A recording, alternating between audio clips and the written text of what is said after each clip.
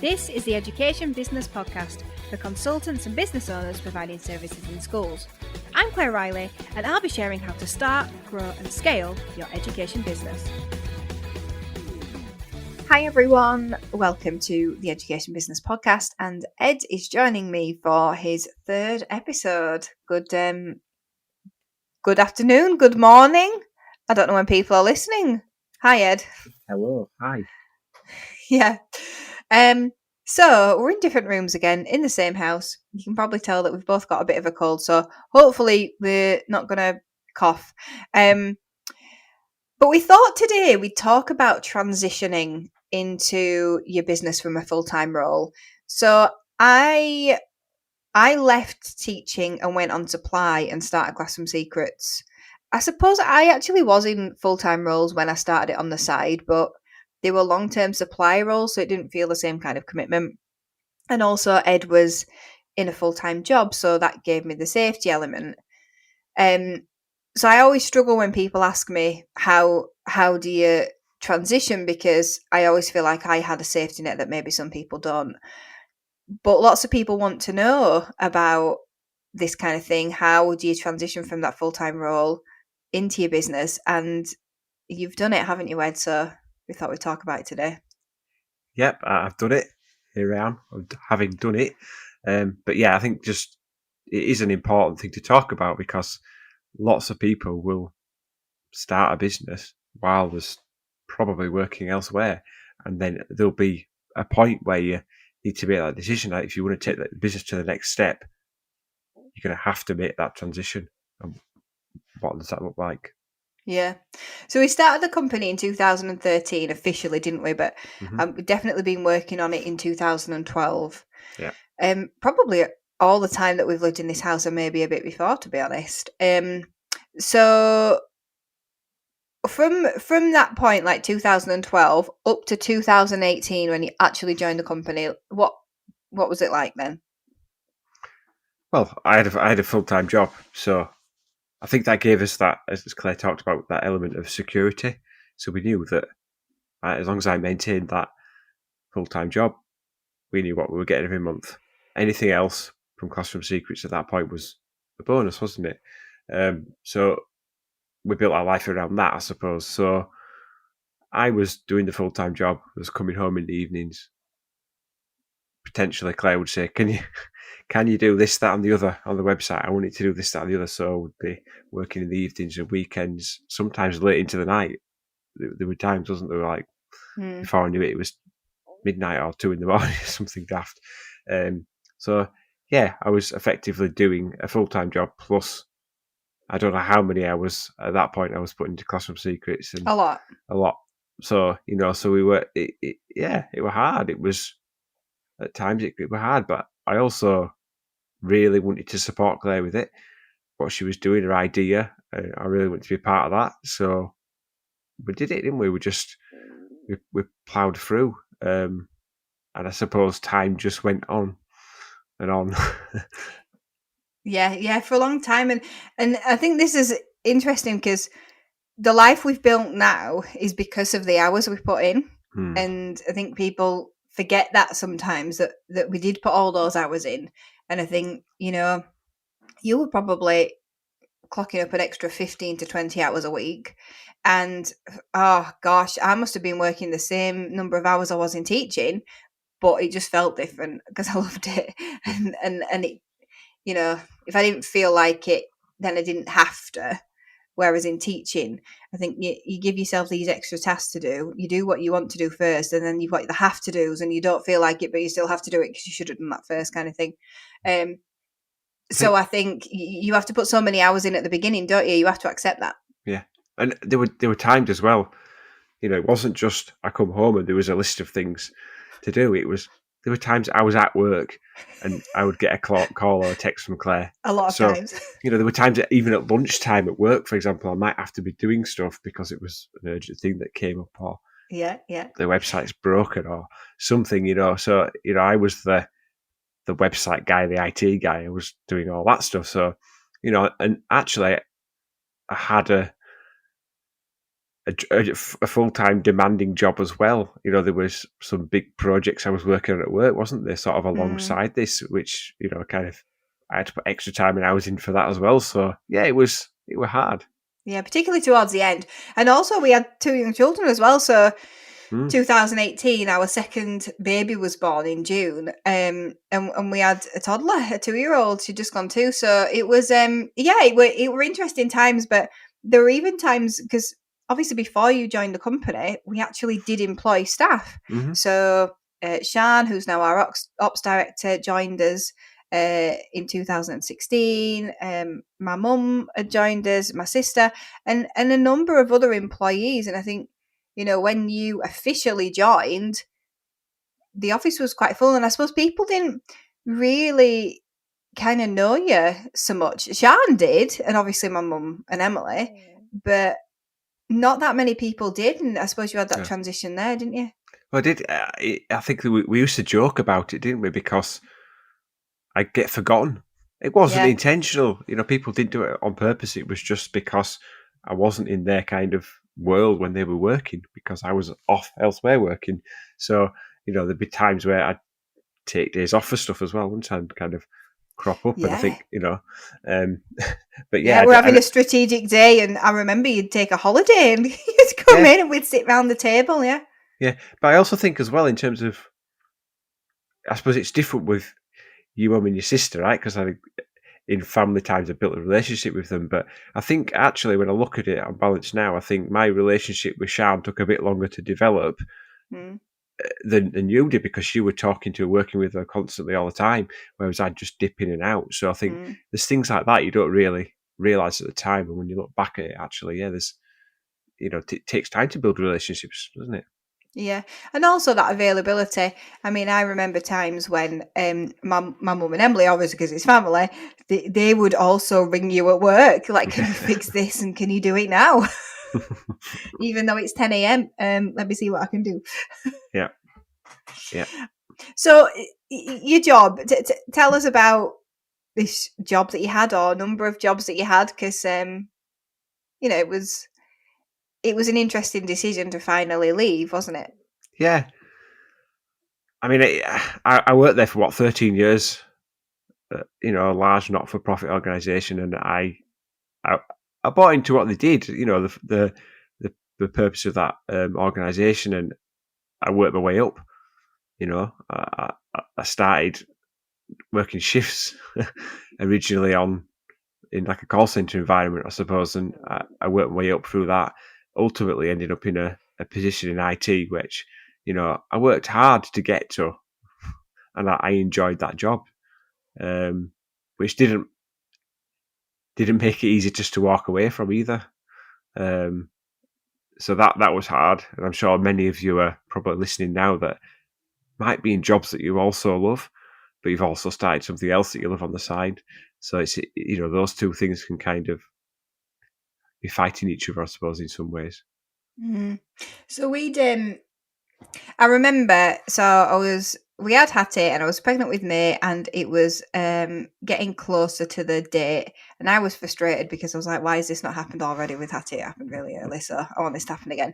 And I remember thinking, I can't do this because we just moved into an office, and I suppose it felt more real. People were starting to turn up at the office, hmm these people that we'd employed for quite a number of years. mm And I was hinting without hinting, listen, right, maybe you need to think about leaving.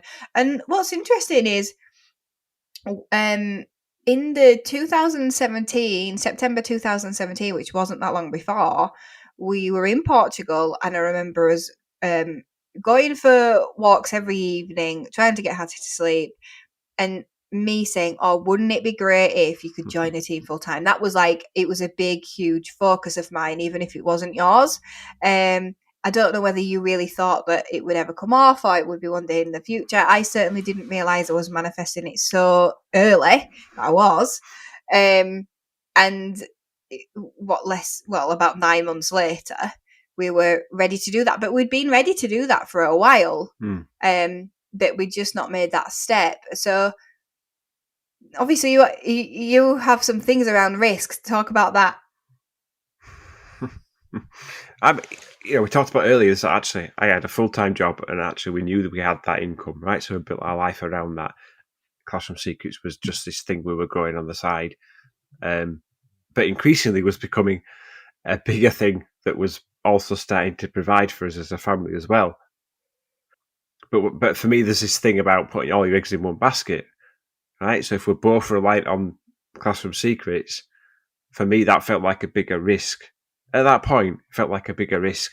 Suddenly, we're taking away that certainty and putting both eggs in one basket. And maybe some of it was about me thinking, what if I mess this up? I'm going to put my family at risk. So there was definitely that at play. Um, so so it's that balancing act between, is this risk worth taking? Because if you look past that, what's the payoff? What could, if that works out, what does life look like? Mm. And I think you've got to look past it sometimes for that, but you've got to be real as well. I'm not going to sit here and tell anybody to go in, just pack the job in tomorrow without really seriously considering it. It's a big step, but for me, without getting too geeky about it all, but risk is all about probability and impact. So you've got to look at, what's the probability of this thing going wrong, and if it did, what's the impact of it? So that's how you come up with a risk score, effectively. So you've kind of got to do that work yourself and work it out. I'm going to ask you a question that we didn't really talk about before. So you can tell me if you don't want an answer. But from a male perspective, because, sometimes we talk about gender, don't we? When my expectation really when you joined the company officially was that you would be more free like me. And when you first joined, I think you kind of just expected to do a full-time job there and not really kind of share that freedom.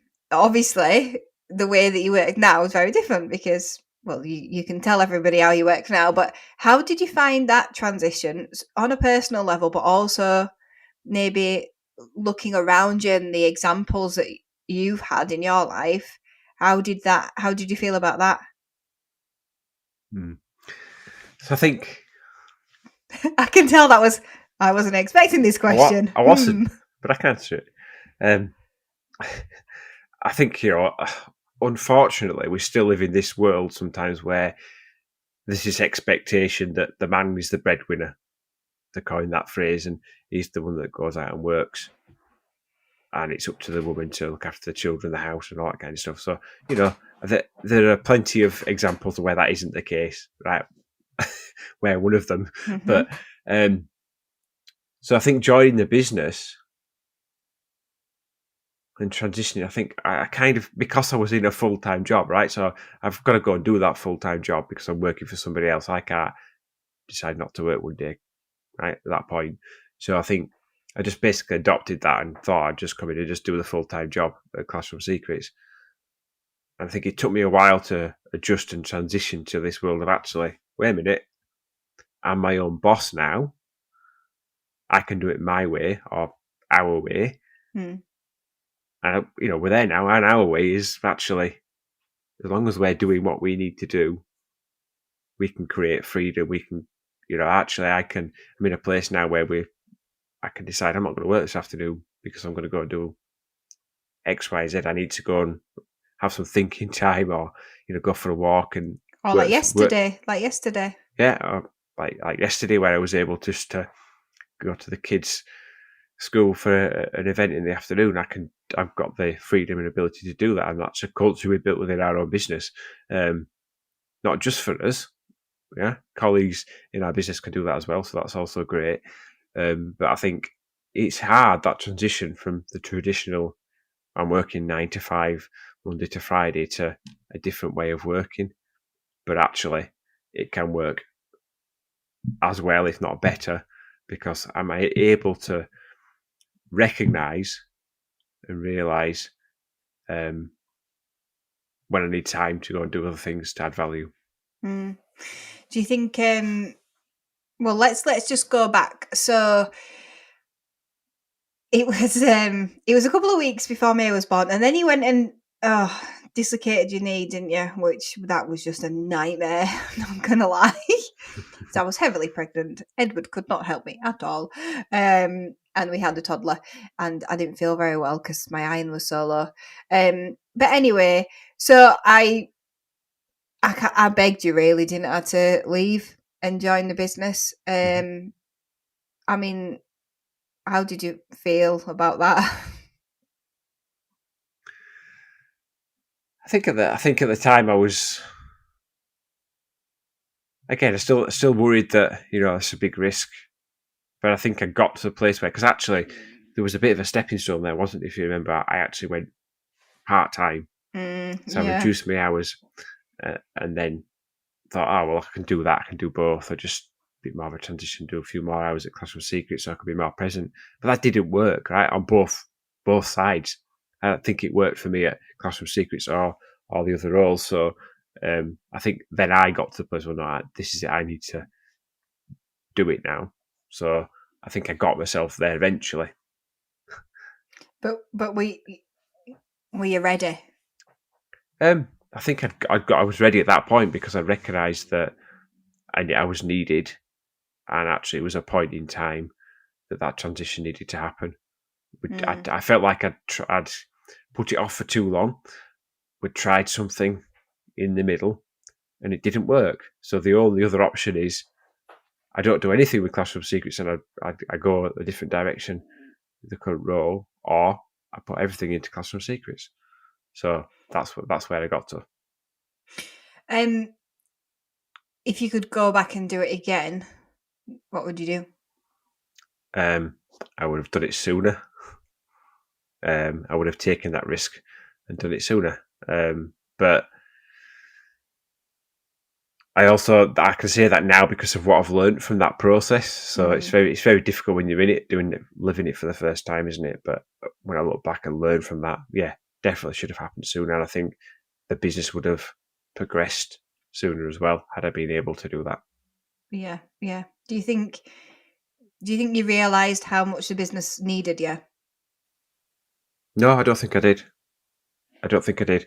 I felt like I was just doing a small part of the bigger thing, and I felt like maybe that I could just continue just doing that on the side. But I think it grew to this thing where that wasn't sustainable, and actually what I bring is not just the IT and the technology, but I bring all sorts of other things as well.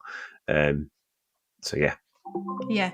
Also, you've got a lot of business experience that we've, you know, been through together, Mhm. but also I don't want to say corporate, but you've worked in a big organization and often you Yes. bring a perspective from that side. Whereas, I haven't. I have worked in a big organization, but not as anybody who knows anything. And then obviously, I've been in schools, which is very different. And sometimes I think, particularly like the management stuff, I've learned so much, obviously, from reading books and from you and from other people who have come into the business. Mm. But often in schools, you're not. Nobody who's a manager is taught to be a manager, and you're not taught to be a manager. So it can be very different, can't it? So I think Yeah. that has been particularly helpful. Mhm. Um, I mean, I think the timing of you going full time in the business was just probably terrible, Mhm. because we'd got our first office, Yeah. we were having a second baby, we were growing the team quite rapidly at that part as well. Mm. We were going through a really big growth phase. It was so I suppose that's the advice to anyone, isn't it? Like do it before that point because really it was very chaotic and you joined in the chaos. Yeah. Uh, So, when you joined officially, it wasn't smooth, really, was it? Like, No. how did you figure out what you should do? I think that was one of the things. I think even though I was doing all this stuff, I didn't wasn't really clear about what I should be doing. You used to say to me, "But what would I do?" And I'm like, Yeah. "Oh my word, you could help me." Yeah. Exactly. But it wasn't. It was never about me coming in and taking your stuff, was it? No. It's not that I'm going to. It wasn't about me coming in and being Claire. It was all the other things that I could help with as well. So yes, it wasn't smooth. I think it was an adjustment period and a working out period. Also, I started to grow my team as well, which that was changing dynamics as well. Yeah. And that took a long time, didn't it? We're not talking months. That was maybe 18 months. Yeah. To really like get into that. And I think it did take you a while to realise the value that you did have to add. Yeah, I did. Yeah, and I think and it wasn't that even then we didn't cover everything, did we? Between us, we still had gaps. Yes, And yeah. and that for me is where bringing people like Sian and Bev really kind of covers all those gaps, and other great people we've now brought into the business in other roles. Not one person in the business our size cannot just do everything. No, and I think that's interesting because when I was at the founders group yesterday, that kind of came up around how we work really well together. Because we did have this conversation before doing this episode. The next episode we record together, we're actually going to do about us as a couple working together, and often we'll talk to people who are couples and they'll go, oh yeah, we argue all the time and things, and we don't, we just get on. So it might be a boring episode, maybe don't tune in. We have to record it after this one. But even when, if I think of it as a circle, yes, we were two quite big wedges that are opposite each other with the points meeting in the middle, but then there were like two more quarters, I suppose, of the circle missing. And I think obviously we've brought Sian up through the business, and she definitely filled a quarter, but there was a quarter missing where the three of us didn't have skill set, and that's where Bev definitely fills that now. So I don't want to. I think the circle feels full at the moment, but then things change and things happen, and then you never know. We might realise actually we're all a fifth of the circle now, and there's a part of the circle missing for that point in the journey, really. And I'm not talking about the whole team here. I'm just talking about the leadership more than anything. But yeah, I always find that interesting. We're still trying to figure out, aren't we? Like, are we always working on the things that we're good at? And it's a journey, isn't it? Yeah, and I think you're right. That's a good way of thinking about it. That circle just grows as your business grows, and it's quite a good analogy, I think. So as we grow a bit more, gaps will appear that we need to plug. So I think that's a really good way to think about it. Is when you start out, you're probably on your own.